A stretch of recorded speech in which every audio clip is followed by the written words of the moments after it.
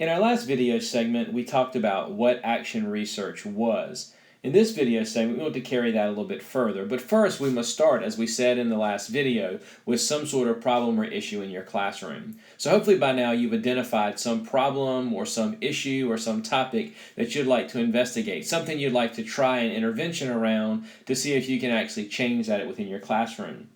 Once we've done that, then we as teachers doing research will want to implement that intervention or strategy. We call this a treatment, and see what effect that has on our students. Now, this effect that it has could be behavioral, it could be related to retention of content, might even be related to their perceptions or beliefs about learning. These things we change and that we measure change in are called variables. Defined, a variable in research is anything that has a quantity or quality that varies. There are generally 4 kinds of variables in action research, so let's explore those. The first type is called an independent variable, and that is the thing that we are actually trying to change. That's the thing that we change. And so this would actually be our treatment, our intervention, the thing that we employ in our classroom. In our last video, we talked about turning that one knob on the equalizer. This is the knob that we turn. We also have those things that remain the same, those things that we don't measure, and we call those the control variables. And then there's the thing that we are measuring, the thing that we're actually trying to observe the change in, and that is called the dependent variable. So for instance, in the study I mentioned about graphic organizers, I was trying to look at the content retention of African American students, particularly African American males, after I had used graphic organizers.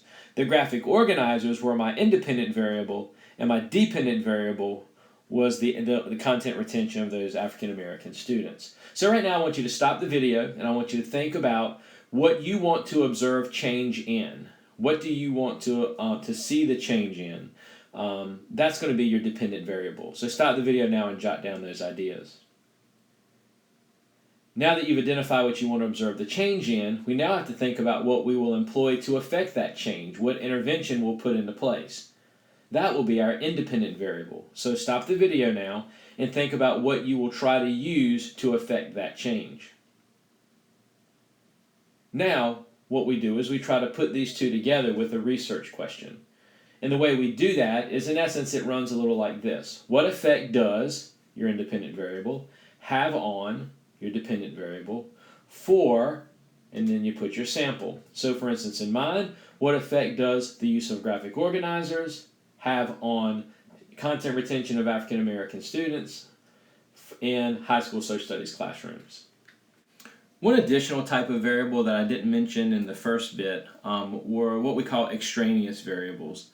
Now, we bring these up because these are ones that may actually have some influence on the study beyond those things that we are trying to control within our study. These are the things which may affect the dependent variable and will cause some other knobs, for lack of a better term, some of the other knobs on the equalizer to turn. These may be attendance issues, this may be some sort of external factors that we have no control over, placement of the class during the course of the day. For instance, a first period class is very different from a fourth period class. But these are additional variables outside of those that we are controlling in our study that we have to account for and we have to consider when we're thinking about the results of our study, and that we need to probably identify at the outset so that we can control for those and try to make them minimal. These again are called extraneous variables.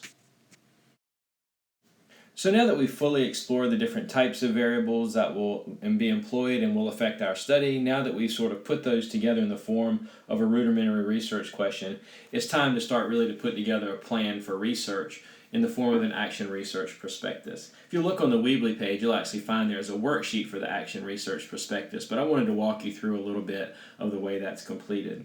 On the Action Research Prospectus worksheet, you'll find there's a place for topic, and this really is actually the problem or the issue that you're going to explore. It's really the thing that you want to affect the change in, and so perhaps it might be student apathy, it might be a topic around student engagement, it might be a topic around student reading comprehension or content retention or something like that. What we want to do, though, is you should also be identifying what sorts of things have led you to that topic, what observations in your classroom, what problems you've seen in your school, because those will help you frame this discussion and will help you begin to look for, in the literature, specific research that helps identify interventions or treatments that will address that issue. And that's the next thing you need to do is once you've identified what the topic is and what the problem is or issue is that you want to address in your classroom, the thing that you want to sort of change in your classroom, then we need to also begin to look at what others said. And this is what is different from action research to what people oftentimes do when they're doing hunches or listening to what other people have said and just going with those that have had, a lot of experience on it, is we're trying to go at this in an informed way. And so we want to look at what the research base says about this particular issue. We need to dig into the academic literature and the research studies that are related to this to make sure that we are choosing interventions that are data-based, that are informed by research practices, and that may be a good fit for what we're trying to do within our context. So we should identify those. In fact, what you should really do at this early stage is identify about 10 different sources that will help inform your research base so that you can begin to choose a good intervention or treatment.